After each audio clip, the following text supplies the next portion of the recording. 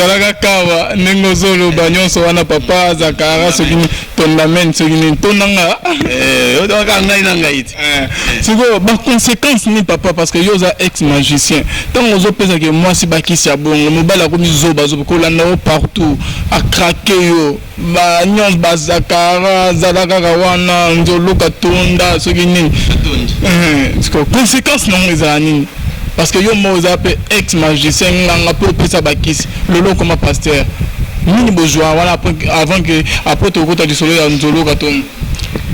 Première conséquence ce qui se babengi tondamen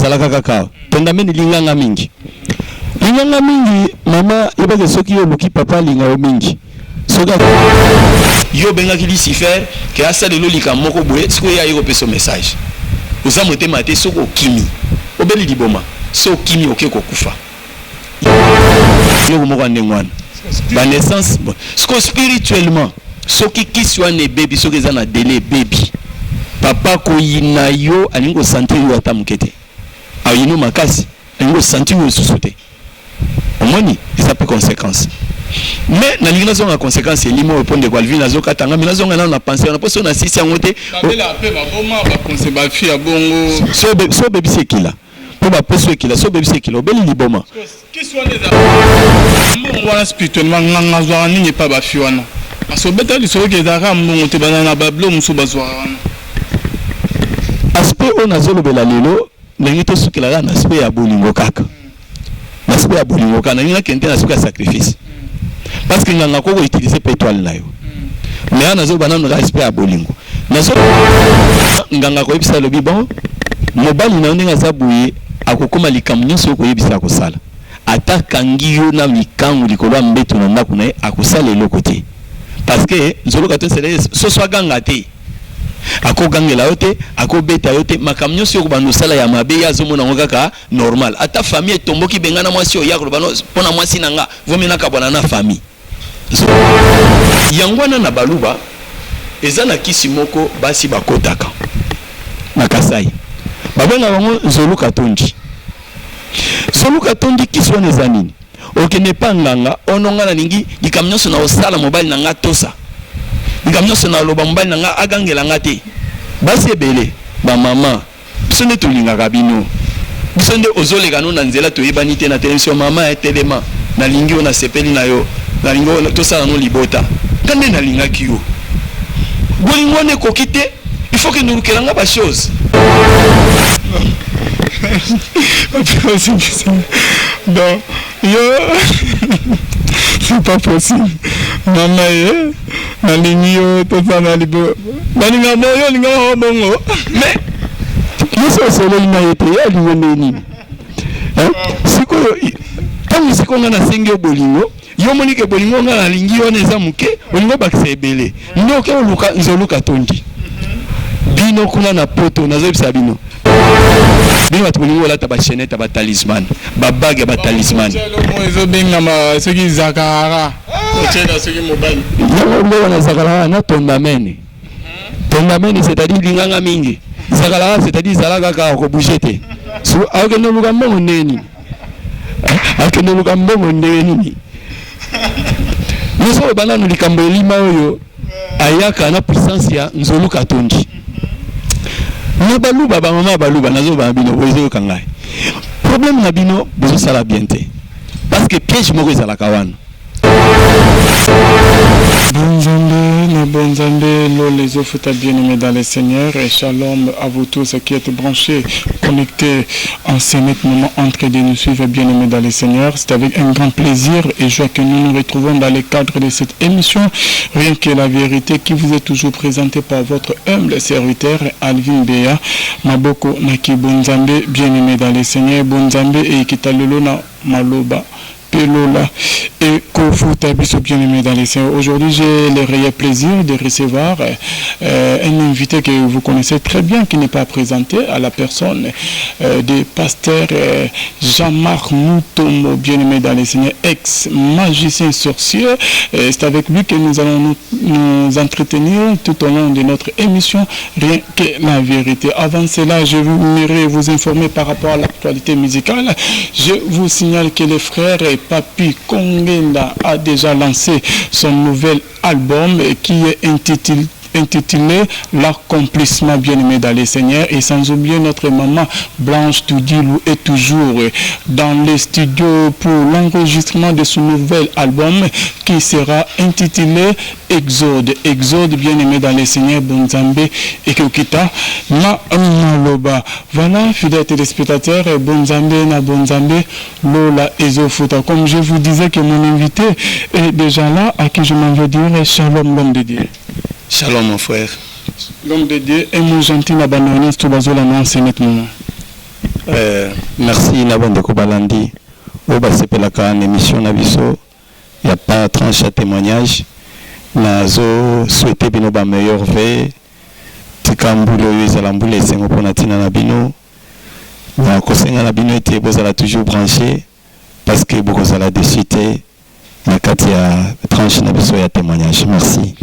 Merci beaucoup, pasteur Jean-Marc Mutombo. Un grand merci à celui qu'on appelle la bouche autorisée de l'Éternel, le pasteur Feza Missia.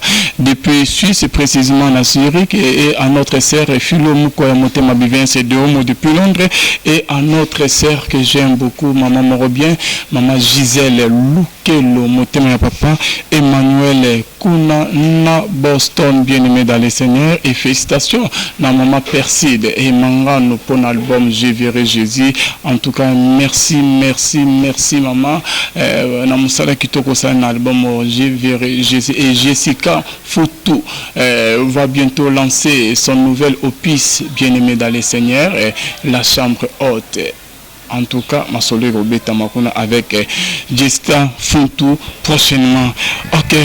Voilà, bien aimé dans les Seigneurs, je crois mieux que Banderonia Stoba Moni, c'est payé déjà na papa, Bandero Babeta et le solo, il y a. Papa Beta dans le solo, non, mon ami. Alors, on a écouté la Bilima Bele. Bajara Bilima, les aïe, preuve diable, les aïe, Koluka, Yamana, vraiment, la Moutimon Zambali, Nanga, Koleka Mukimobimbo. Poba makamwana nde baninga mususu moni babela mabomba bazotambola bakomola tabasaki na nzela mengana na bomo inazo témoigner bopona lokumu na nzambe.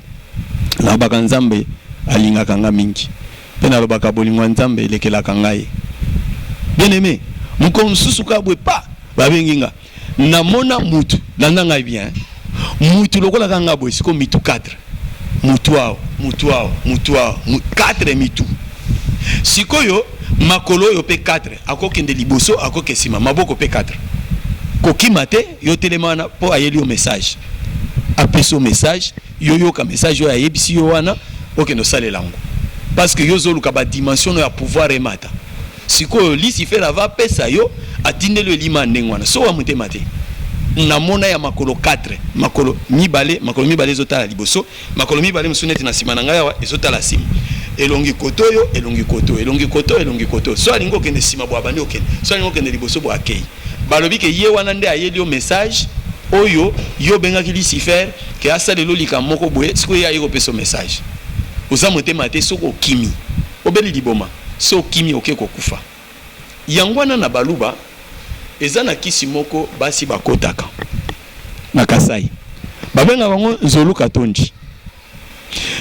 tondi kisi wana eza nini okene panganga ononga na ningi likamnyoso na osala mobali na nga tosa likamnyoso na loba mobali na nga agangela nga te basi ebele ba mama biso nde tolingaka bino biso nde ozoleka no na nzela toyebani te na télévision mama etelema na lingi ona sepeli na yo na lingo tosala no libota ngande na lingaki yo bolingo ne kokite il faut que nous lukelanga ba chose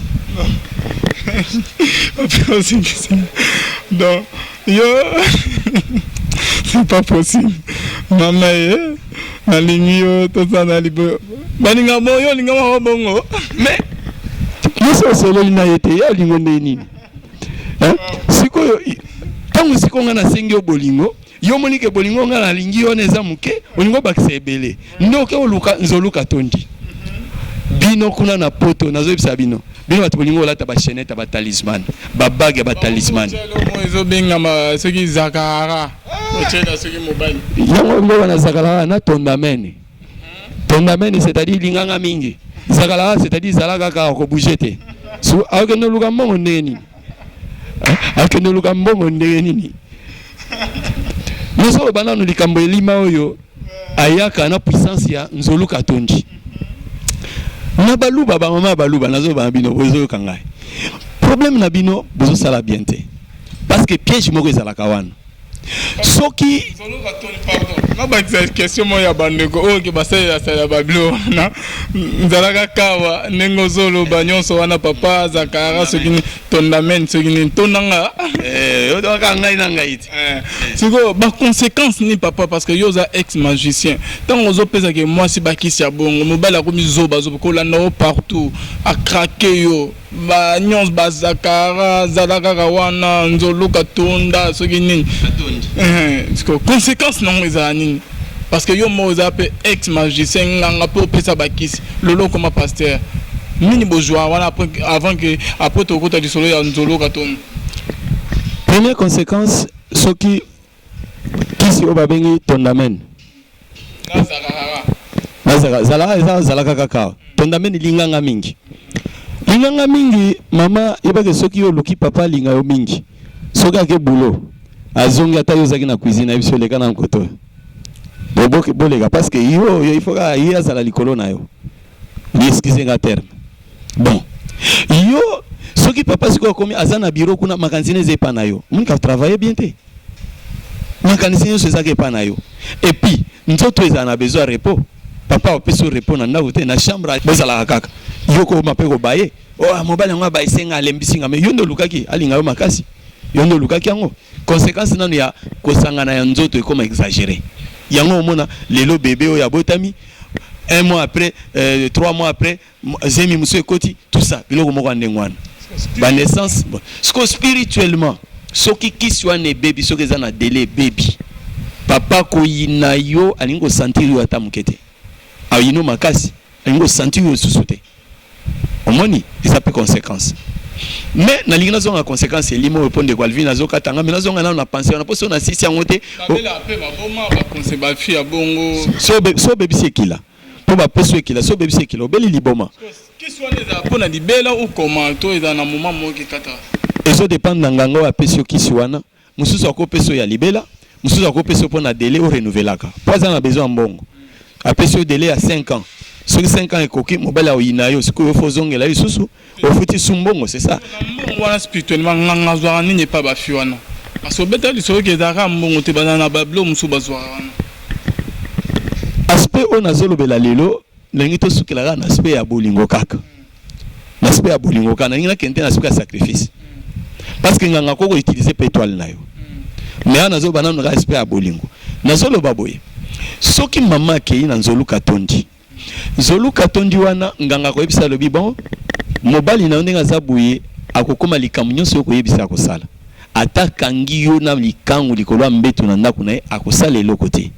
Parce que nzolu katondi c'est so so ganga te. Ako gangela yote, ako beta yote makambo nyonso yo ko bando sala ya mabe ya zomona ngokaka normal. Ata famille tomboki bengana mwasi o yakolo bano pona mwasi nanga vomena ka bwana na famille. Zolu katondi. Mais yoka preuve ya nzolu katondi ne place na inga na komana nwana. Qu'est-ce qui se passe? Tant on a bengi on a bio ye ono na inga comme ça mbali nanga zoba zoba boyena. Oui d'accord.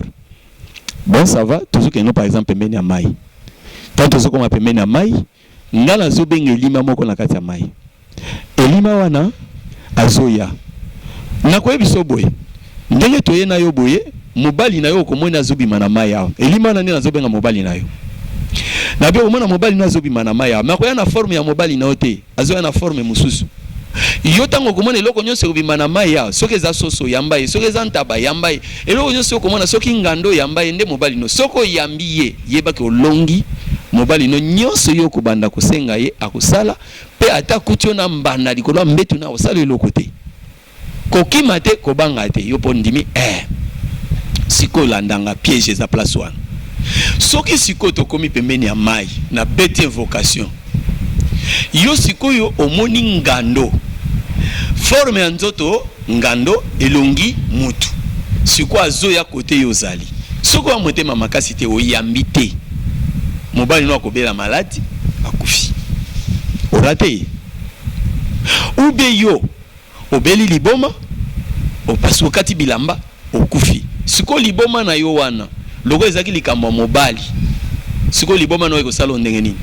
olingo mona mobali na misu note so moni mobali obambie mbata obambie libanga siko zatana nyeyo pakoliye donc omona bani mbasi mususu abeli liboma alinko mona mobali na misu note seka kenda kosala kisi ya makamo succès ya mibali soko omoni mobali akomi liboma so amoni mwasi na misu na ifo landa ya beta et tout ça soka kenda ko simba kisi ya succès ya basi nazo expliquer soko omoni muto aliboma ye musala ne bilokota alokota mabende alokota basake alokota ba kopo ya salite atondisi basake zoke notambola seke akendaki koluka bomengo liboma na isiko lokola abeli liboma siko ya zomona babiloko azolokota wana neti bomengo nde yango wana siko mwasi wana oya ke kosala nzoluka tonji tala conséquence akomona ta mususu elilima moko boebimeli ye ta mususu mutu ya mitu 4 maboko 4 siko azoya boyamba na lokola mwasi na mobali soko yoki somo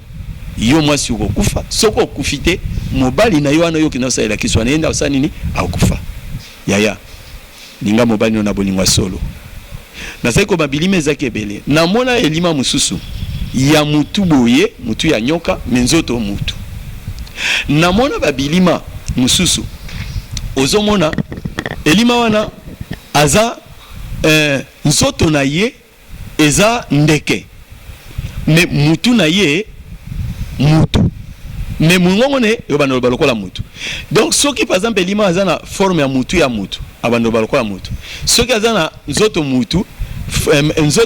mutu na ye nyoka mutu na eta mususu mbisi mutu na esoki eloko mususu donc abanda koloba minoko mbisi abanda ba munoko swati ya ndeke babilima wana objectif nango ezala toujours kobangisa bato mais ezala pena pouvoir moko mystique donc lokola na bima kama babilima na kanisi bo comprendre ba famille mususu baza na bangando ya famille baza na bangubu ya famille eza ba esprit ya bato mais kenda komi kotsa kati ya ngubu evanda na mai pona ko batela ba famille babenga kango ba totem familial maintenant na lingena basiko fantôme o babengi ki géant de Kinshasa ndenge nini nga na keneki kokoma géant de Kinshasa na bana ko utiliser esprit wana ezola tanga na zo ya mulai na zo provoquer accident na mboka Kinshasa en passant na zo profiter pour nous remercier bandeko o bazo benga biso bazo encourager biso na maloba bamso ba senga biso to sambela pona bango surtout ba oyo en tout cas, na semaine où les kiawa ba bengi ba promettre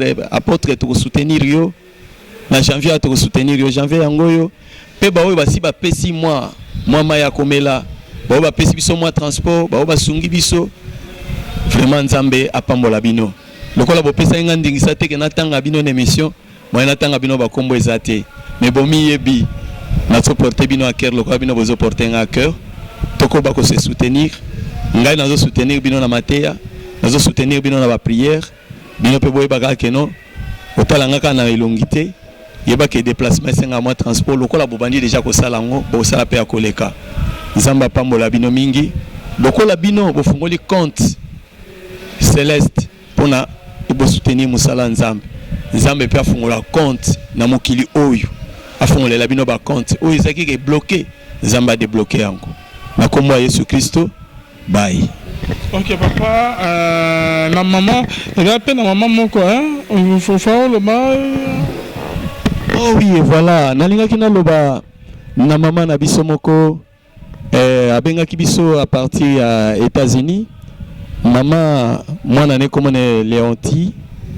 Mwana asunga kibiso vraiment mais code na pesa ke za nango normal makamnyo somé na kombo abosanaki kotia kombo ya Mutombo Kapanda abosanaki kotia Kapanda akomaki kaka Mutombo Jean-Marc alors tant on a kena monogramme pour na retirer mbongo wana bakwa ko servir ngango te parce que bango bazana besoin ya kombo nyoso misato maman Léoti nzamba pambolo d'avance zoke pe su motema malamu ya kozonga na agence MoneyGram o rectifier ba pesa kombo ya Kapanda o bakisa po esala kombo misatu Mutombo Kapanda Jean-Marc et permettre que tous les lisungi na yowana esalisa musala na Nzambe. Voilà on a ka koloba yango wana soki pe obengi biso to sepela mingi Nzamba lola apambola yo. Merci beaucoup papa, je crois bien que le message est passé et l'équipe en Deonabiso, Léoti quoi, hein? Et l'équipe vraiment maman ici, n'a pas d'union tout va contribuer, va soutenir papa pour que tout ça va émission dans bonnes conditions.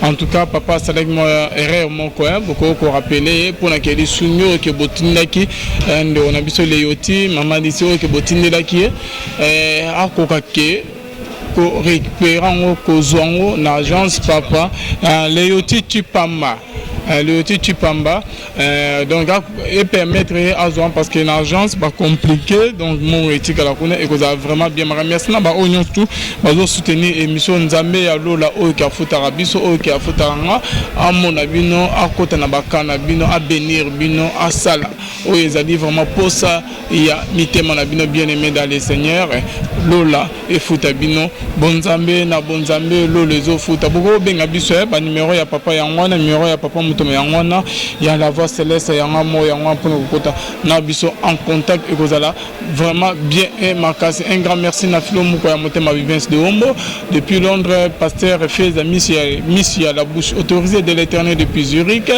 et na maman na biso Gisèle Lukelo motema papa Boston kuna na motema papa na biso Emmanuel kuna na Boston et sans oublier na Montréal Jonathan Rial Mukwaya mwana muke mayele ebele bonzambe et na bonzambe lola ezofuta merci.